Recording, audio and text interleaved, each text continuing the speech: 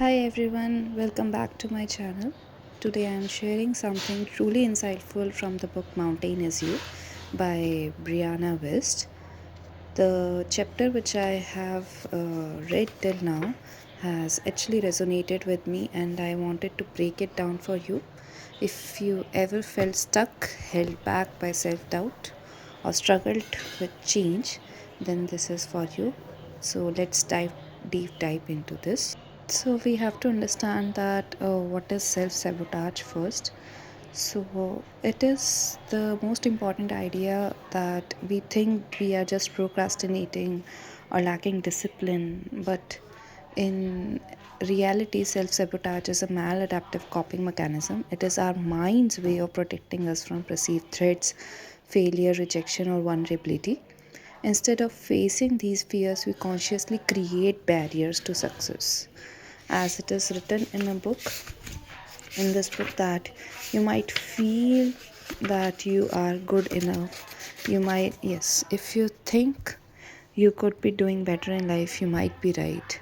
If you think that there is more that you are here to accomplish, you might be right.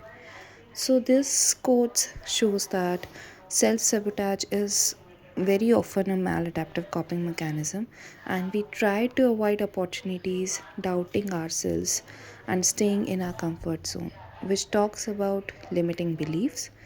Sometimes we tell ourselves that we are not good enough, not capable, or we are destined to fail. But guess what? These are just beliefs.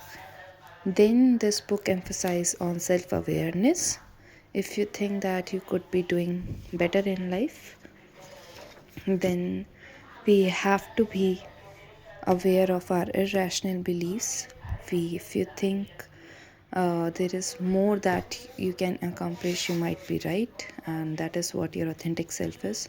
This phase, as actually, these lines have actually hit me because I always have mentioned that I always feel like I have not accomplished what I can actually accomplish. So these lines were actually a breakthrough which tells us deep down we already know we are more capable of more, and that inner voice asks us to take action instead of letting doubts holding us back. How we can improve this is by finding emotional resilience.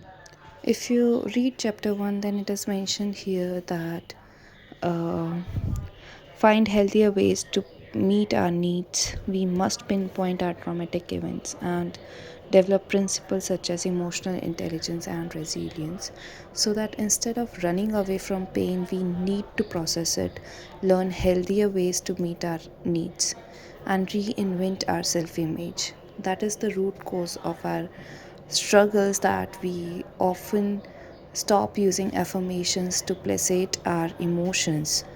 So, this book generally encourages to stop using negative affirmation but instead work on addressing the root cause of our struggles. Then, the book mentions about transformation through discomfort.